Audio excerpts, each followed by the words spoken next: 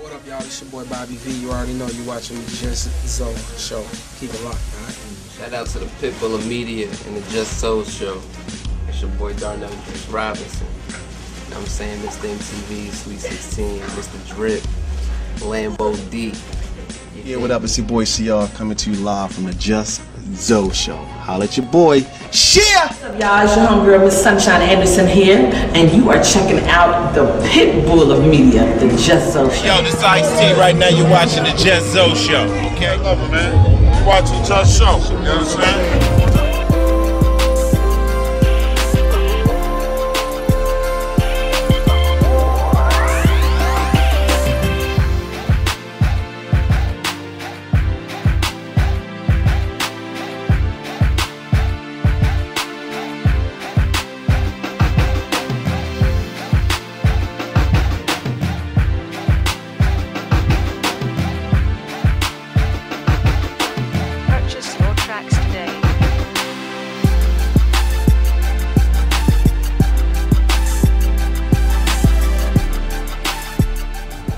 What up? It's your boy Zo, and welcome to the Just Zo show.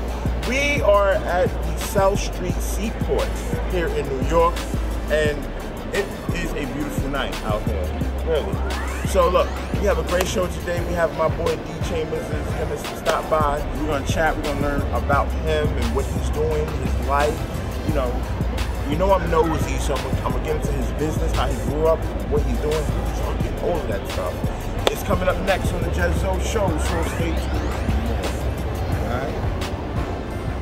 Warriors, come out to play. Tell the DJ turn this up. What up? What up? What up? The whole city in the club say what? Say what? There's no telling when it goes down. I'm a Coney Island warrior. If you don't know, you better ask around. VIP in the club. Say what? Say what? There's no telling when it goes down. I'm an all-around hustler.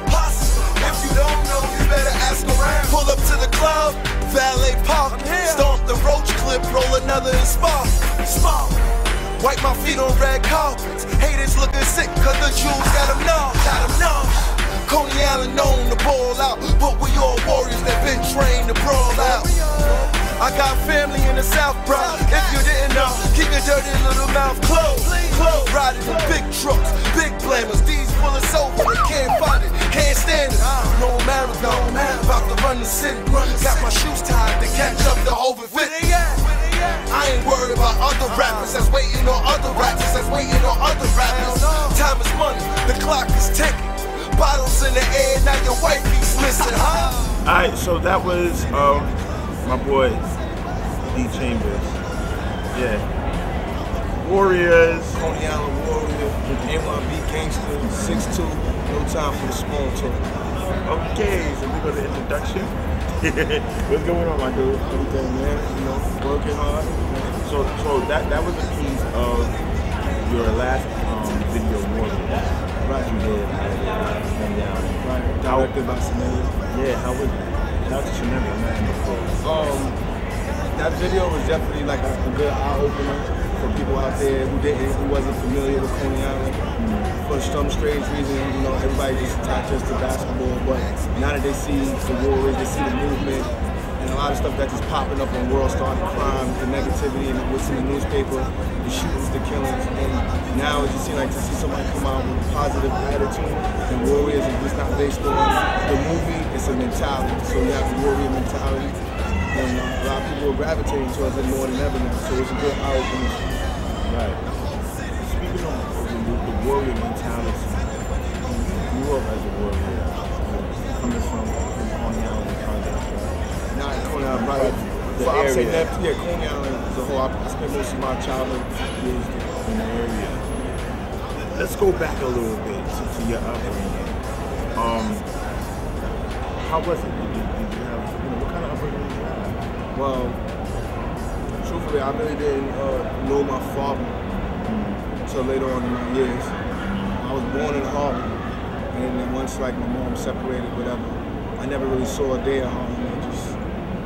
All I know is Coney Island. So, with that being said, like, you know, it wasn't a broken home right away, whatever, because I would get the phone calls, he would call me on my birthday, stuff like that. But for the most part, I had a stepfather, sister, brother. I'm the oldest out of 3. And you know, I mean, it's just like anything, you know, you have a stepfather at home, you know what I'm saying? He caters to his children, and you get left with all the chores, the dumb shit, you get the negative attitude, stuff like that. I don't know if for most people it was different, but for me it was just like he was more militant with the things I did more than he did with his kids. With his kids. They could get away with a million things. As soon as I did something, it's like the whole world about to end. And you know, I think that at the same time he kind of turned into something serious. Like, you know, I became straight serious. I laugh, but a lot of the times I'm more serious than anything.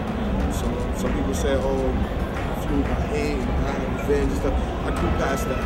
Because now that I'm older, a lot of the stuff that he was teaching, was telling me, it was brutal, but it was needed. Did you have any hard feelings towards him because he was different? Oh man, truth be told, like everybody will tell you, even my brother and my sister tell me, I really hated him. You know?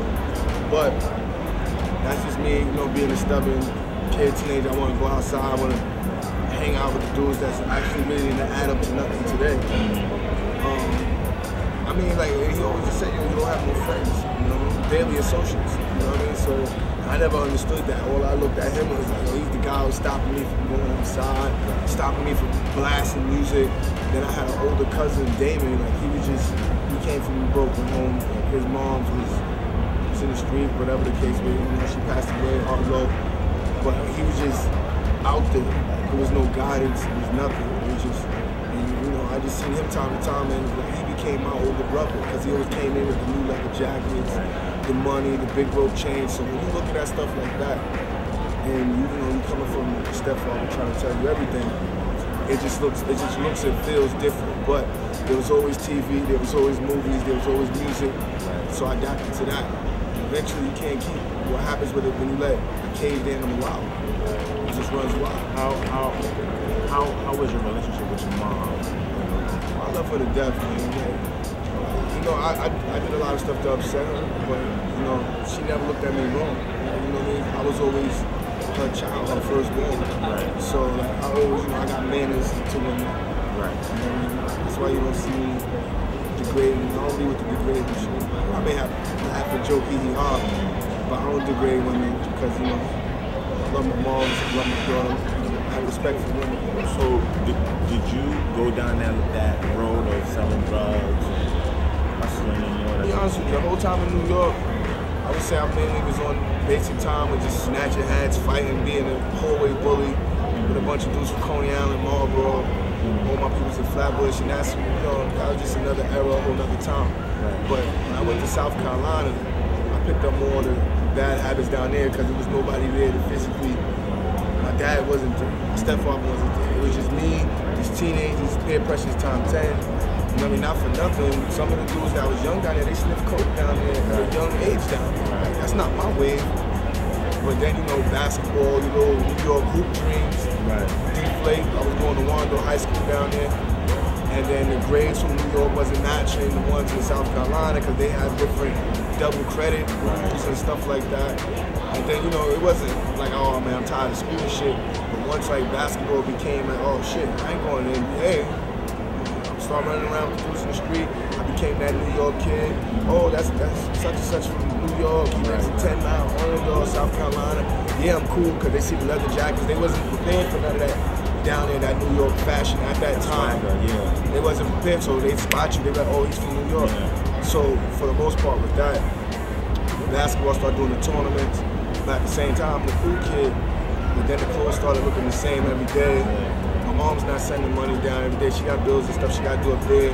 So me hanging around dudes, eventually I started picking up their bad habits. Fast money, you know, soil stuff for a little while, and then I swear to God, like next thing you know, I got jammed up down there in my like January, mid of the school year. And I was still waiting for the grades to come back to be on the basketball team, and they wound up not putting me on the basketball team. And then I just became like, fuck everything. You know what I mean? I shouldn't have had that attitude, but I had morals. You know what I mean? But I just like, yo, fuck everything. If I ain't going to play ball, just started running the hallways, still being the bully, hanging with the gangsters. Next thing you know, the dudes that was just riding around all day, cars, blasting music, that became, you know, something to do. Like, instead of being in school, started smoking weed down there. I'll never forget my boy Nooch. How you from New York, dog, and you ain't even smoking no weed? And I'm like, yo, come on, man, I don't smoke no weed. At what age did you take your first pull? I know there's a story behind 17. it. 17? 17. How was it? Like, were you nervous? To be honest with you, I mean, in South Carolina, the hangout spot was like out for the team parties. It was like roller skating rings and stuff like that. And I never roller skated, but you know, you just walk around it 100 times and you look at people tough, and it's a fashion show. And to be honest with you, I didn't enjoy it because I was numb. I didn't know what was happening to me. I just was just being more observant than anything. But I had a short stint down there because not even 4 months after that, being a cool guy, smoking bud, started selling. I got jammed up down there, and my first bail was $50,000. Because I still had a New York ID, and I wasn't from the state of South Carolina, because I really was just, it was supposed to be a summer vacation. Charleston, South Carolina. Charleston, South Carolina, Allendorf, 10 miles. Cooper's Island. Alright, so look, what we're going to do is we're going to break for a second, and we're going to get into this video, No Half Stepping, by my boy Chambers, and then we're going to come back more with the D.Chamberz Show. Hey yo, stay tuned in, lock in, get your cameras ready. Ain't no half stepping, man. I'll let you boy. Yeah. It's your boy D.Chamberz. They say I'm back, but I never left. It's the Coney Island War. That NYP gangster. 6'2", no time for the small talk. Ain't no half stepping. Let's go. Label said don't battle, that's the wrong move. If I did, half of y'all would be dog food. I'ma chill and just do me at the Viacom building, MTV. Hop something on black, BET. That Coney Island fitted, yeah, that's me. That Warriors movement, yeah, that's me. Who the hottest group out? NYP. No question, we chase them down, abuse them. We show them it's more than just music. Like construction workers, we bring the tools in. Bring jackhammers, put holes through them medulla. Go hard, just floss on them. Roll 60, I'ma pull a 4 on you. Plus 4 on you. Dump on, reload again just to pierce through the body armor. Alright, so we are back. Chambers.